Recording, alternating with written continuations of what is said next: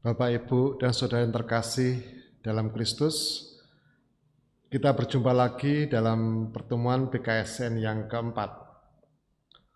Marilah kita sebelum memulai pertemuan yang keempat ini, kita membuat tanda salib. Dalam nama Bapa dan Putra dan Roh Kudus. Amin. Bapak, Ibu yang terkasih dalam Kristus, sebelum membaca firman Tuhan pada hari ini, mari kita siapkan hati untuk memohon kehadiran Tuhan.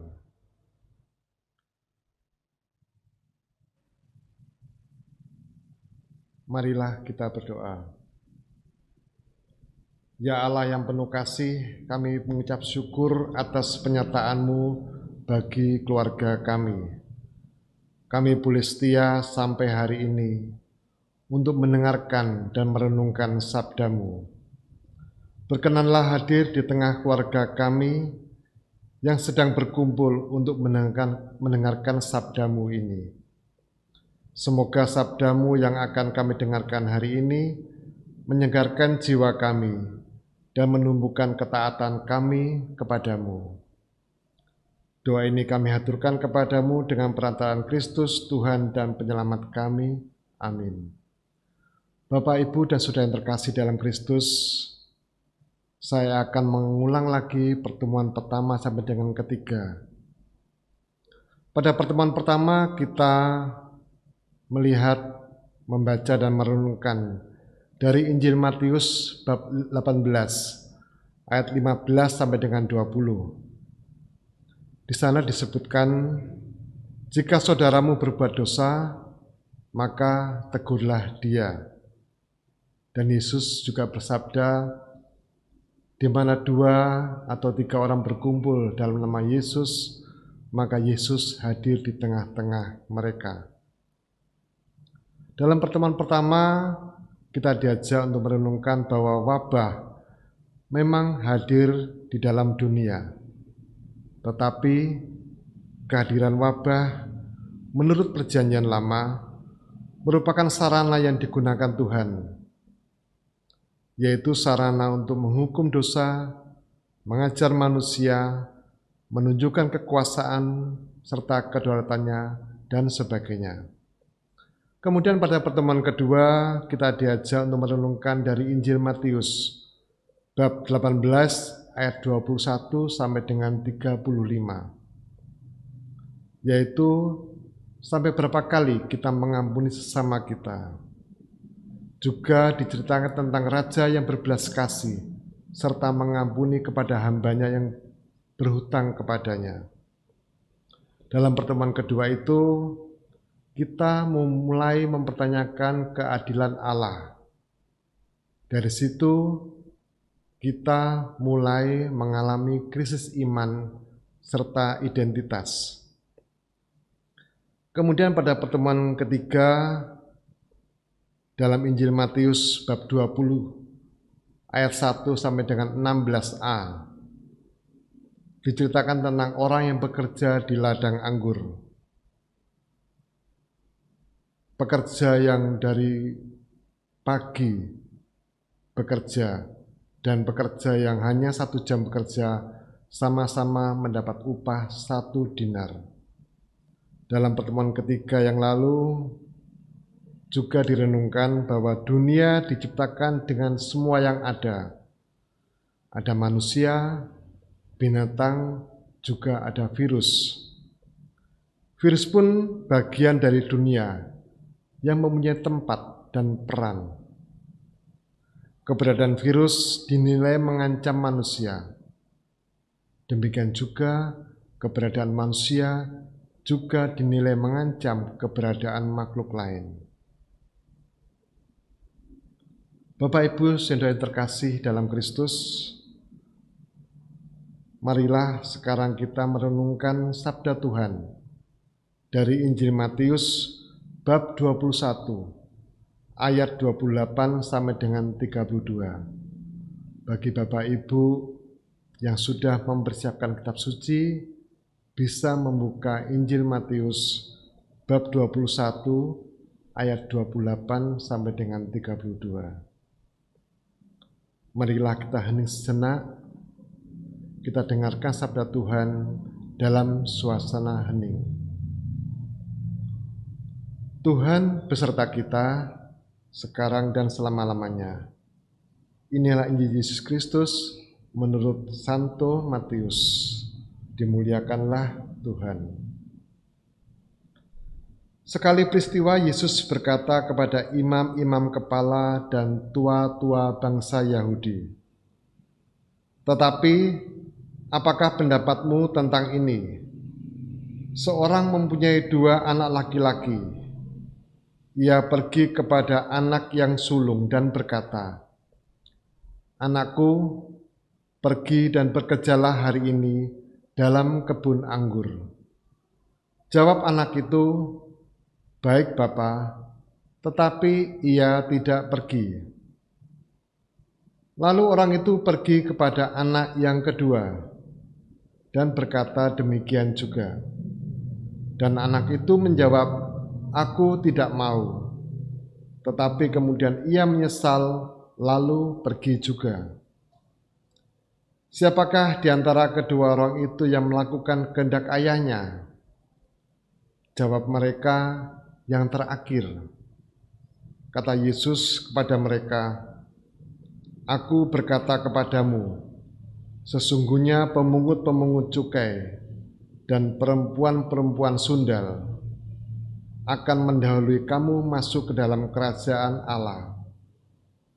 Sebab Yohanes datang untuk menunjukkan jalan kebenaran kepadamu, dan kamu tidak percaya kepadanya. Tetapi pemungut-pemungut cukai dan perempuan-perempuan sundal percaya kepadanya. Dan meskipun kamu melihatnya, tetapi kemudian kamu tidak menyesal, dan kamu tidak juga percaya kepadanya." Demikianlah sabda Tuhan. Terpujilah Kristus.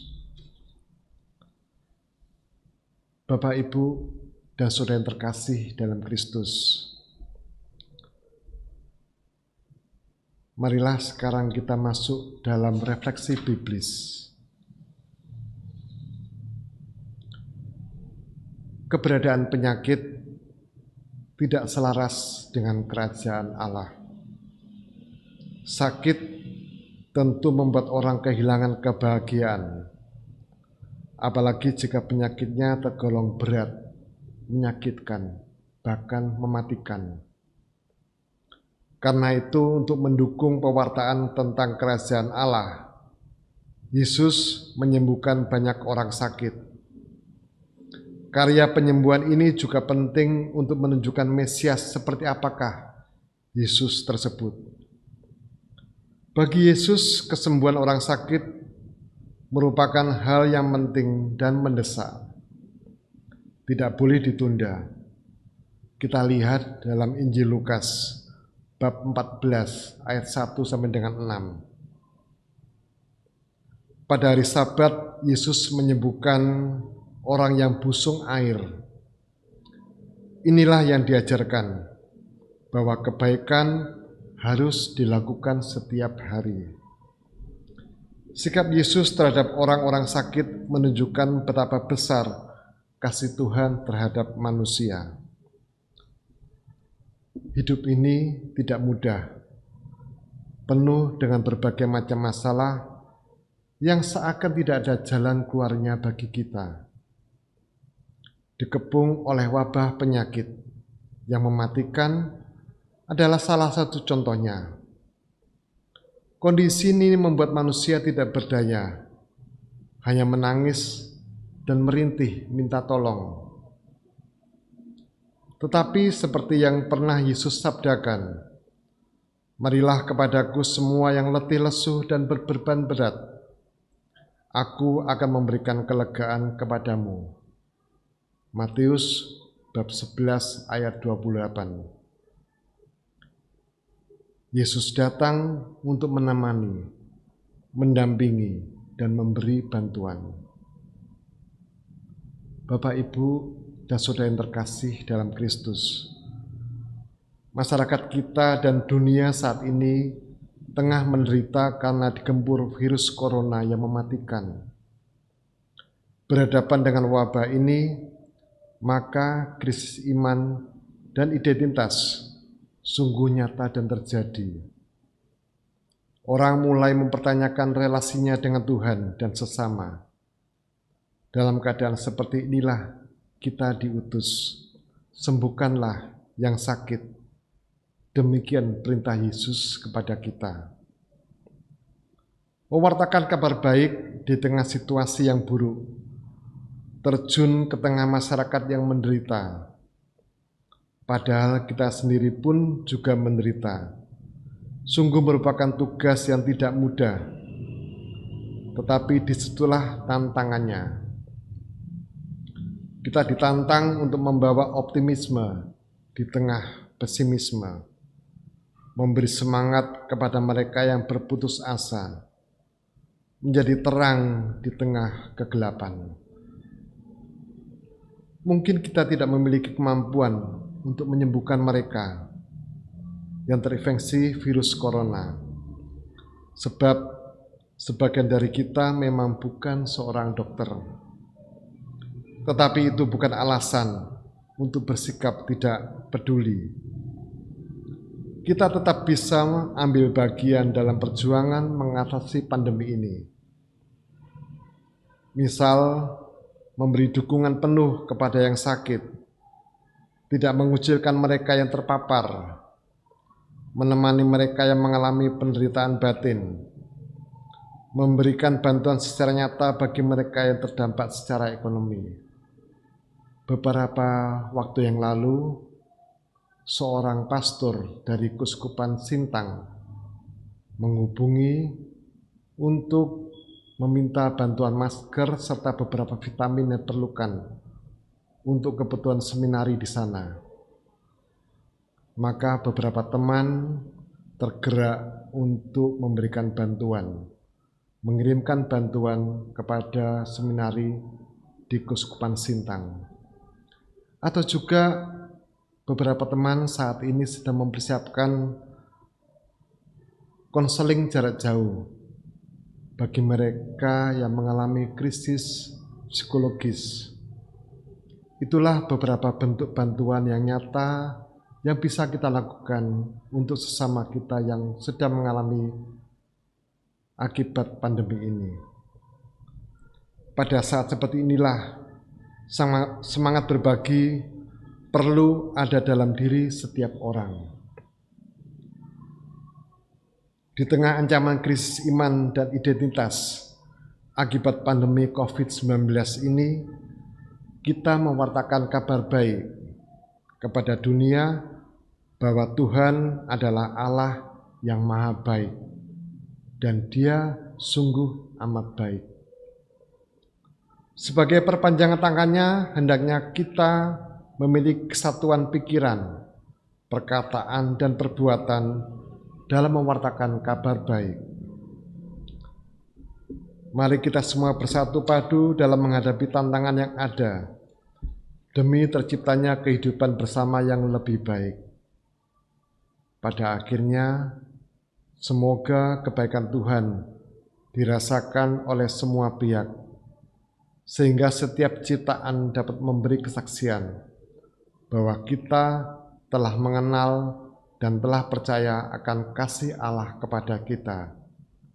1 Yohanes bab 4 ayat 16. Bapak, Ibu, dan Saudara yang terkasih dalam Kristus, permenungan kita pada hari ini sebagai keluarga, apa yang bisa kita lakukan untuk menyatakan kebaikan Tuhan bagi masyarakat di tengah situasi pandemi COVID-19 ini.